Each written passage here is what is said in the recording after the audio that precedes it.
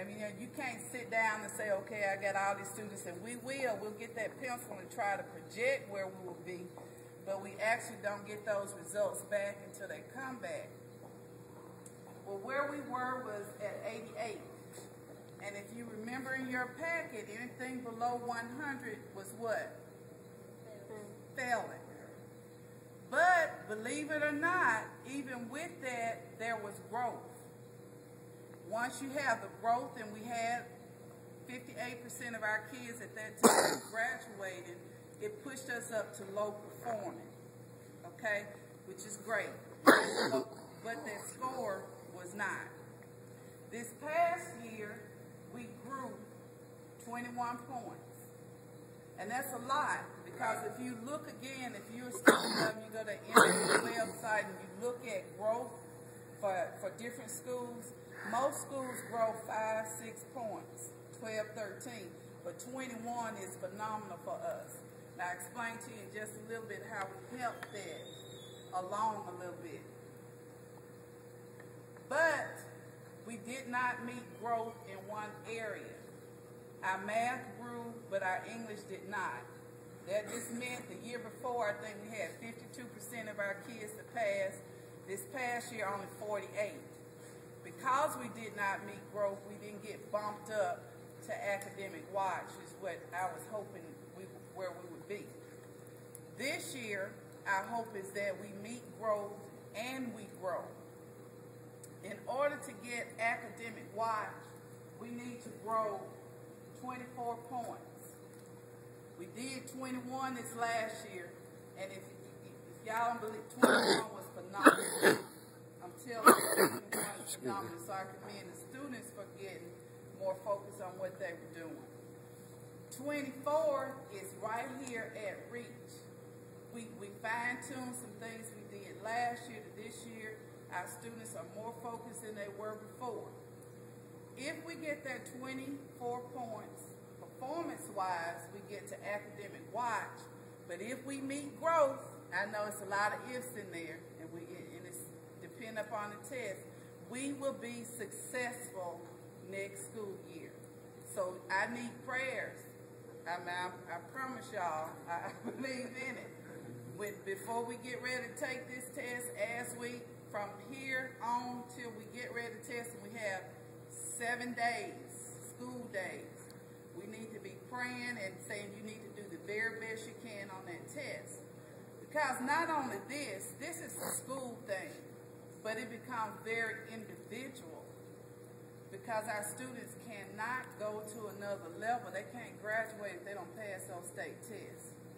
So this is okay, but individually we want every student to do as well as they can in order to grow. Okay, so how do we get there? Grades, all of that.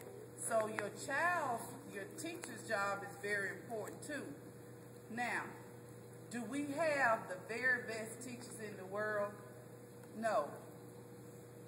No, we're being frank and honest about things. Do we have some very good teachers and some who are exceptional? Yes. So my chore as an administrator and with help from the district is to get those people in here who are going to help our children get to another level. But now, am I going to come here, would I come here and fire everybody and say, you not who the children need, get out? No. Because we have a lot of teachers here who live in this community. Their tax dollars are here. They've been teaching a long time. So our job is to build capacity.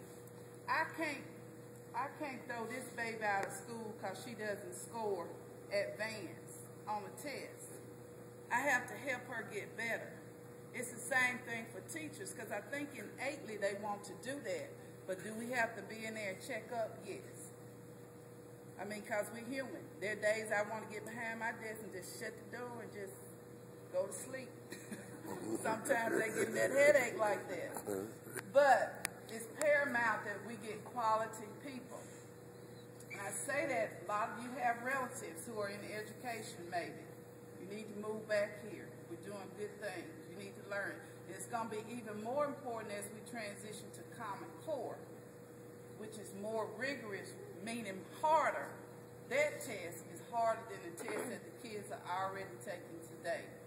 So we have to have people who know what they're doing. We have to provide professional development that they need. Professional development comes in the form of sending them off to get training. Professional development comes here. We have what's called professional learning communities, where we meet by subject areas with our teachers in small groups so we can discuss issues that we're having in their classes and how we move students from one point to another point. It also means having consultants come in. I know a lot of people don't like consultants because we pay them a whole lot of money, but we make them earn it when they come here. They don't come and look in and give us a report and move out. No, you got to roll up your sleeve and go in there and work with this teacher, work with our kids to make sure that we're doing what they're supposed to be doing.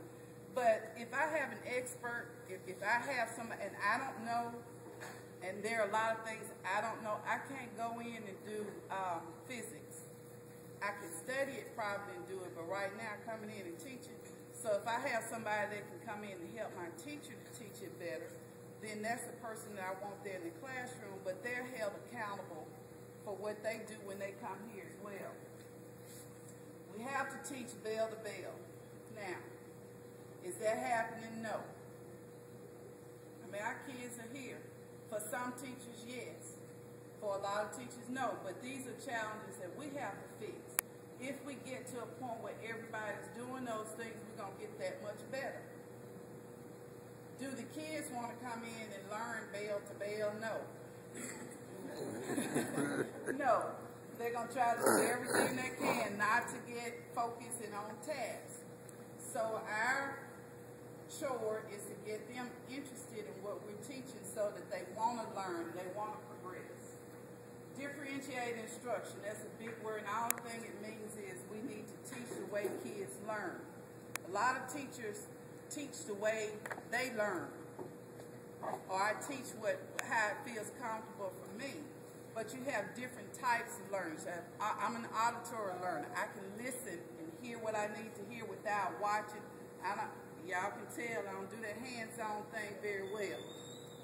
But a lot of kids are hands-on. A lot of kids are visual learners.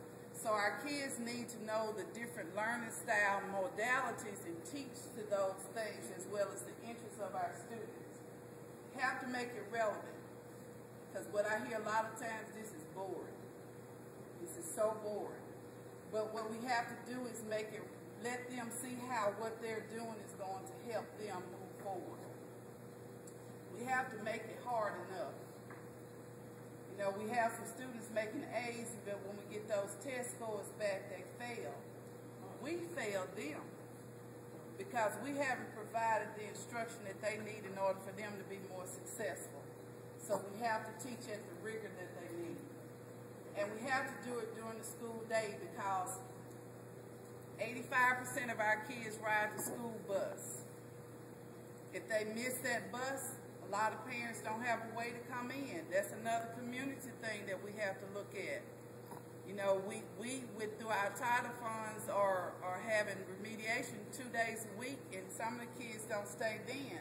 But if we had help from community leaders, and we're going to have this focus group here today, I need somebody to come pick them up and take them home. That will help a great deal. But what we've done and how we structured things is we're providing during the